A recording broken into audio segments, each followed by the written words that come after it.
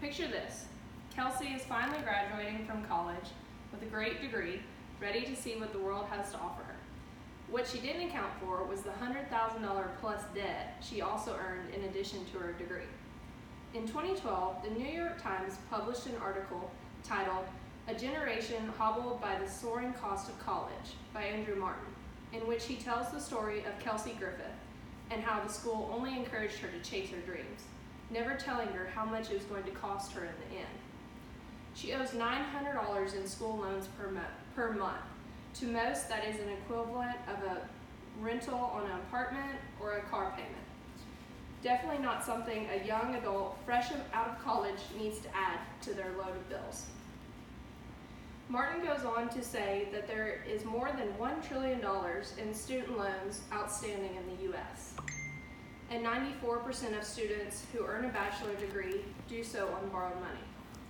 My topic discusses the fact that students are taking longer to finish college and are experiencing more debt than ever before.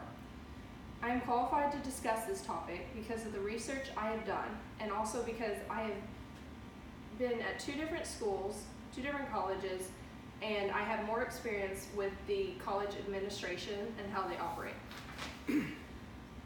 There are three main points I will be discussing today.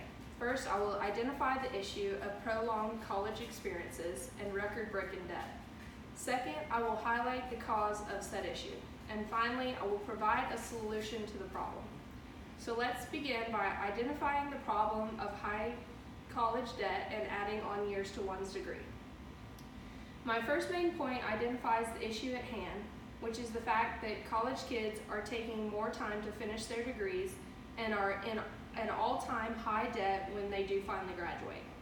The U.S. Department of Education published an article in 2015 titled "Fact Sheet Focusing Higher Education on Student Success," in which the author explains how U.S. Secretary of Education Arne Duncan and his envision for bettering higher education. He stated that not only did colleges need to revise their system for what students needed, but also for what they deserved. A system that helps all students succeed on time at a more affordable rate. He comments on the poor numbers, describing that half of all students who enter college will not graduate within a 6-year period. And when they finally do graduate, the amount of debt they have incurred puts them at an extreme disadvantage when embarking on the next milestone in life. Now that you better understand the problem at hand, we can discuss the cause of this problem. My second main point examines the cause of student debt and delaying graduation. College administrators are quick to point fingers at everyone else, and it's the students' fault they cannot graduate in 4 years. They come in unfocused and with no drive towards their end goal. They drag out their college experience in order to party and prevent the inevitable, having to grow up an adult. It is also the government's fault. They're not spending enough on higher education funding. And while I cannot say either of these accusations are totally unfounded, there is also another underlying truth that colleges tend to conveniently leave out. College administrators want its students to stay longer and spend more money. While teacher salaries have not increased relatively in the past 20 years, college administrator salaries have as well as doubled their staff numbers. In the New York Times article titled "The Real Reason College Costs So Much" by Paul F. Campos, he comments on a study that found salaries of full-time faculty members is not much higher than it was in 1970. He goes on to say college administration has grown by 60% between 1993 and 2009. And while arguably these numbers of increase are due to an increase in college enrollment numbers, what is unfounded is the fact that high-ranking administrators are closing in on near 7-figure salaries, while students are experiencing more debt than ever before. It is also taking students far longer to graduate because of the lack of help from administration. Now that we have discussed how a negligent administration contributes to college graduate debt and delay, we can examine some solutions to the problem. My third main point focuses on identifying some solutions to negligent college administrations that will in turn improve student debt and delay in graduation. Administrations must be more involved in their students, as well as upfront with them. Students are primarily 18 when they enter college, and they have no concept of what it is like to be in debt or even what it is like paying bills. So before the administration sells a student on a $50,000 a year tuition, that student needs to know how long that debt is going to follow them and how much they are going to have to pay per month. Administrations also need to sit down and get a game plan. I think freshmen should have to declare a major and a minor from the start. None of this undeclared and undecided.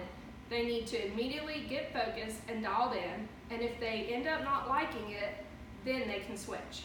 But wandering aimlessly for a couple years before deciding just isn't cutting it. In the book titled Lead, Follow, or Get Out of the Way by Robert D. Ramsey, he comments on how administrators are not doing enough for the students, and he blames it on how they were taught. They were taught all the technicalities of being in administration, but none were truly taught to lead and push children and early adults in the right direction.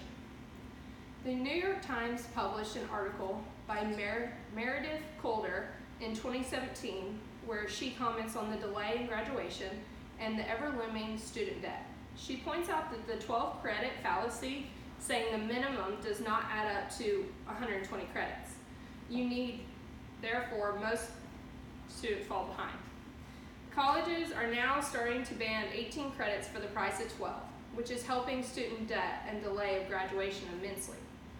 At the University of Hawaii, an awareness campaign called 15 to Finish was started, making students aware that you need 15 credits per semester to graduate on time, and warning them not to fall for the administration 12 minimum. However, instead of being in place in only Hawaii and a couple other colleges, these programs need to be installed in colleges all over the country.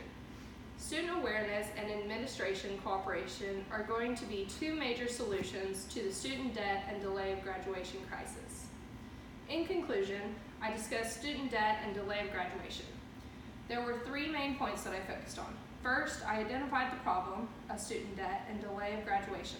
Secondly, I highlighted some of the causes of this problem. And finally, I provided some suggested solutions to the issue at hand. I will finish today with a quote from Mark Pocan.